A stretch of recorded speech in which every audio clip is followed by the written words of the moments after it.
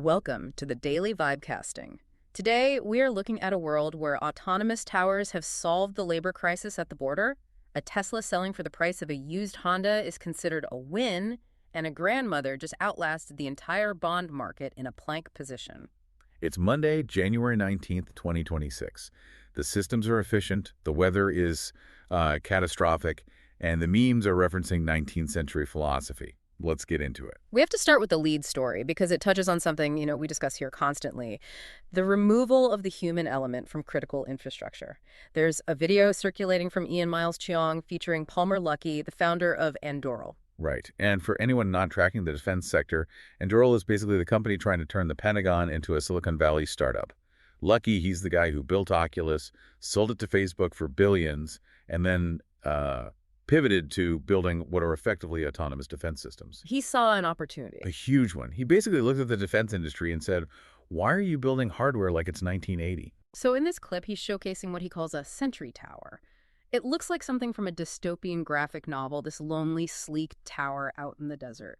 But the specs are what really caught my eye. He describes it as an infrastructure-independent AI surveillance system. Solar-powered, off-grid. Zero crew. Zero crew. And that infrastructure-independent phrasing is, I think, the key technical unlock here. Historically, if you wanted to monitor a border, you needed this massive logistical tail. Right. You needed roads, agents, power lines. Shift changes, you needed water, food for the crew. Luckey is pitching a system that bypasses all of that legacy logistics entirely. You just, you helicopter this thing in, you turn it on, and it uses computer vision and radar to categorize threats 204 to 7. Yeah. It's install and ignore. And the scale is pretty significant. The Post mentions these towers are already covering about 35% of the southern border with a claimed 97% operational uptime. Which is a level of consistency you just cannot get with human patrols. Not even close. Humans get tired. Humans blink. These towers, they don't. It's the industrialization of observation. Mm. But this is where we have to look past the shiny tech. If you actually dive into the replies on this thread, you see this massive fracture in how people perceive this. Half the comments are, cheering for the Tony Stark energy. Oh, sure. Superior engineering solving a messy political problem. Yeah, they see a clean tech bro solution to a chaotic issue. It does feel very problem-solution oriented, like here is a gap, here is a sensor, gap closed. Sure. But the other half of the comments is screaming, Big Brother.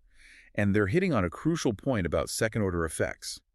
When you deploy a surveillance network that doesn't sleep, eat, or unionize, you aren't just securing a border, you are moving toward what we might call automated sovereignty. Automated sovereignty. Exactly. It's the state delegating the enforcement of boundaries to algorithms. And Anduril is proving you can gamify border control. You turn the desert into a level in a video game, where the AI is the referee. But, and this is what's so jarring, we're building these hyper-advanced, unblinking eyes in the desert to maintain perfect order. Well, the rest of the physical world is falling into just absolute uncontrollable chaos. Right. That's a fair point. While the border is getting the sci-fi treatment, our actual transportation infrastructure seems to be collapsing under, snow. Just basic weather events. Yeah. Fair. The contrast is staggering. We've got footage from Breaking 9/11 showing a massive pileup in Michigan. We're talking over 100 vehicles. And this isn't just a fender bender. These cars are crushed, semi-trucks jackknifed, SUVs flattened. And at the same time, over in Russia, Real Don Keith shared footage from Kamchatka where they hit a 130-year record snowfall. 1.5 meters of snow. Yeah, 1.5 meters. You see SUVs buried up to the windows, people digging tunnels just to get out of their front doors. It highlights the fragility of this just-in-time world. We have high-tech sentry towers that can spot a coyote at 3 miles. But our logistics networks in Michigan and Russia are paralyzed by frozen water. We are obsessed with AI efficiency, but nature still holds the trump card on physical movement. And I want to pull on a thread here on the reaction to that Michigan crash. Because the social response is arguably messier than the pileup itself. You're talking about the replies to the footage. I am. There's a reply from a user at 222 minutes that posts a silent GIF of a waving Somali flag under the video of the crash. I saw that. Now, for a listener who isn't, extremely online or doesn't spend their day in the trenches of X, that might seem completely random. Why post a flag of Somalia under a video of a snowstorm in Michigan? It's context collapse, weaponized. Detroit and the surrounding areas have a significant Somali American population. So by posting that flag, the user's deploying a dog whistle, They're taking a weather-induced tragedy, a slick road, a blizzard, and instantly reframing it as a commentary on demographics and immigration. So they call themselves a comedic extremist. Yeah, but the mechanic here is specific. Yeah. There's no such thing as a neutral disaster anymore. So the crash stops being about safety or icy roads and immediately becomes a proxy battle for the culture war. Precisely. The internet flattens the event. Instead of sympathy, I hope those people are okay, you get projection. People are projecting their anxieties about social cohesion onto a pile of crumpled metal in a blizzard. It's a very specific kind of modern brain rot where you can't just witness an event, you have to deploy it. It feels like we're trapped between high-tech control on the border and low-tech chaos on the roads with this layer of toxic discourse on top. And speaking of chaos, we need to talk about the markets, specifically the market for the vehicle that was supposed to save us all. The Tesla auction. This is a painful one if you're holding the bag on an EV. This thread from @HustleBitch is just blowing up. It's a video of a police auction for a 2022 Tesla Model Y. The original poster is framing it as this intense high-demand event. They call it panic bidding. I saw that, yeah. The price jumps from $5,000 to $10,000 and finally hammers at $17,200. Sold with zero hesitation, I think they said. Right. The framing is, look how hot this asset is. People are fighting for it. But I'm looking at this and I'm thinking, isn't $17,000 for a car that's only 4 years old actually incredibly low? It's disastrous. Let's just do the math on this to clarify the technical balance of the asset class. A 2022 Model Y, depending on the trim, maybe if they bought the full self-driving package, likely had an MSRP between $55,000 and $70,000. That was peak pricing. So we are talking about a massive loss in value in just 4 years. We're talking about a 70 to 75% drawdown. That isn't a panic buy. That is a liquidation. If you bought a Honda Civic or a Toyota Tacoma in 2022, you are not seeing a 70% drop. You might see 20. And people in the comments are pointing this out. Oh, yeah. The user at Bot Twitter user who admits to being a Tesla investor even jumps in to call out the original poster for glazing. Glazing. I feel like I learn a new word every week on here. It's just internet slang for, over-the-top sycophantic praise. Even the shareholders are looking at this auction and saying, hey, stop pretending this is a win. It signals the popping of the EV resale bubble. So the narrative is dead. The narrative that these cars are appreciating assets technology on wheels that would go up in value as the software got better is dead. The market is treating them like used electronics. That's a great analogy. It's like an old iPhone. It works, but nobody wants to pay a premium for the battery degradation and the outdated processor. Exactly. We're in a reality check phase. The early adopters have moved on, the market is flooded with off-lease vehicles, and the price is finding the floor. But this brings us to an even bigger distortion of reality. We have cars depreciating like crazy, but we also have a synthetic economy emerging where we can't even tell if a car is real or not. This might be my favorite story of the stack because it fooled so many people. At Tansu Yegan, who's a massive AI account, shared a video claiming to show the behind-the-scenes of the movie Ronin. A classic. 1998. John Frankenheimer directed it. Robert De Niro. One of the greatest car chases ever filmed in Paris. It's gritty, it's loud, it's real. Well, according to this viral video, maybe not. The video shows these adorable miniature models, tiny Peugeot police cars, a mini bridge, a little Eiffel Tower, and the caption implies, wow, look at the practical effects. This is how they did it back in the day. And the video has 4.6 million views. And it's completely 100% false. I had a feeling you were going to say that. Ronin is famous specifically because they didn't use models and they didn't use CGI. They hired Jean-Claude Leniers and 300 stunt drivers. They drove real BMWs and Peugeots at 100 miles per hour through actual Parisian traffic. They destroyed 80 cars making that movie. So what is this video of the miniatures then? It's likely a fan project or, a hobbyist diorama that someone filmed. Right. But here is the insight. We are so starved for authenticity, so desperate to believe in old-school craftsmanship, that we were sharing a fake video about practical effects to celebrate how real things used to be. That is thick with irony. We're using a simulation to celebrate reality. It's a feedback loop of simulation. Yeah. We want the vibe of analog craft, but we're consuming it through a digital lie. And it's only going to get faster. If you look at the new tools dropping today, the concept of filming something is becoming obsolete. You're referring to that Invideo official post. Yes. They launched a feature called Angles. The pitch is 1 frame, 9 angles.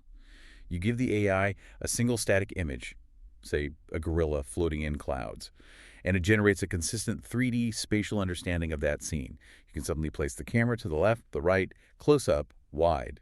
In the past, that's days of work. If you're a 3D animator, you have to build the mesh, texture it, rig it, light it. If you're a filmmaker, you have to reshoot. Now, it's a button press. It's using something like Gaussian splatting or NeurAF's neural radiance fields to infer geometry from a 2D image. It literally creates data that wasn't there. And you combine that with the other tool we saw from Higgsfield AI. All right, they're Kling motion control. This lets you map real movement onto AI characters. You record yourself eating a croissant or lifting weights, and the AI character, an alien, a cartoon, whatever, mimics your motion perfectly. It extracts the skeleton of your movement and applies it to a synthetic skin. It feels like we're lowering the barrier to entry, which is good, but also, are we losing something? If anyone can generate a movie from a chair, what happens to the craft? We are entering the era of algorithmic arbitrage. This connects to that thread at RobJ3D3 about Dan Koh. The thread describes Dan Koh as a creator machine.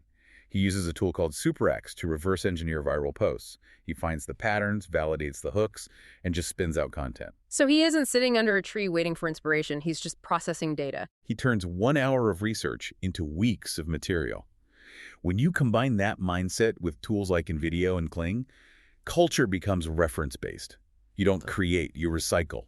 You find a viral reference. You use AI to reskin it. You use Invideo to change the angle so it looks new. It's a closed loop.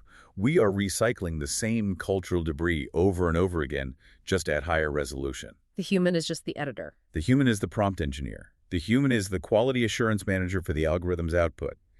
And that realization that we are just managing the machines is causing a very specific type of existential dread. Which brings us to the vibe of 2026. The memes are getting dark. Dark and surprisingly academic. There is a SpongeBob meme trending from @Pleometric. It's got that vaporwave, glitchy aesthetic, lots of neon and static. The text talks about the economy centralizing and the underclass building. It's funny, but the source material is heavy. It's citing Samuel Butler's essay, Darwin Among the Machines. I'm not familiar with that one. Butler wrote it in 1863. He was looking at the Industrial Revolution, and he predicted that machines were a new kingdom of life. He warned that they were evolving faster than us and would eventually reduce humans to the status of, well, domesticated pets, the bootloaders for digital intelligence. And a SpongeBob meme is referencing this in 2026. That's the level of anxiety we are at. The phase transition mentioned in the meme is the fear that we're becoming obsolete. We see the Endural Towers watching us. We see the AI making our movies. We see Dan Koh stripping the creativity out of writing. And we feel the walls closing in. We feel like the liquidation the meme talks about is us.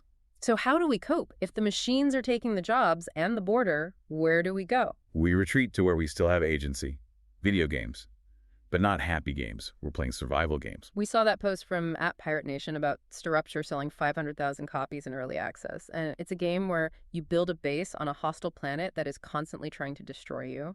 And look at the clip from Inside shared by @TheBestVigan. It shows a boy running for his life from attack dogs.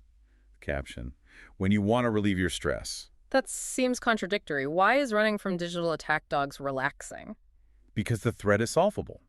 In the real world, with the Kamchatka snow, the Tesla depreciation, the economic centralization, the enemy is vague. It's complex. It's interest rates. It's atmospheric rivers. Inside or StarRupture, the enemy is right there. You run or you shoot. It's gamified survival. We crave a scenario where our actions actually matter, even if it's just on a screen. So we want a world where if we try hard enough, we live. Exactly. It's control therapy. That is a profound, if slightly depressing take on why we game. But we do have one story that defies the digital doom.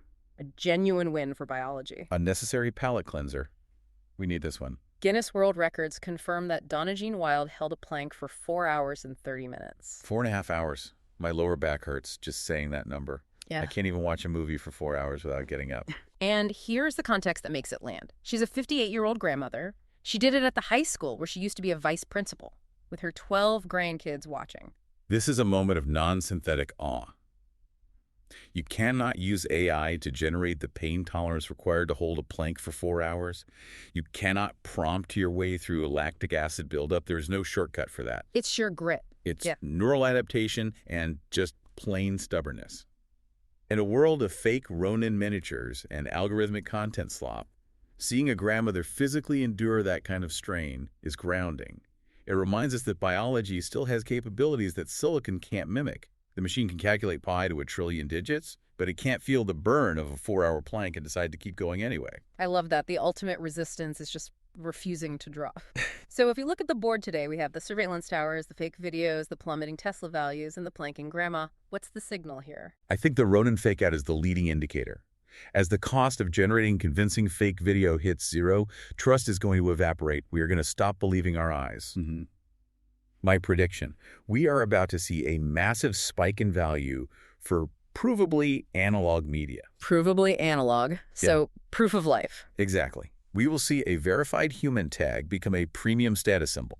You'll pay extra for content where you can cryptographically prove a human held the camera, a human drove the car, or a human actually painted the canvas. Imperfection camera shake, bad lighting, human error. That will become the new luxury aesthetic. The glitch will be the proof. We'll pay for the flaws because the flaws prove it's real. That makes a lot of sense. That's where we're heading. Well, on that note, keep your eyes on the road and your planks steady. Don't let the algorithm write your life. We'll see you tomorrow.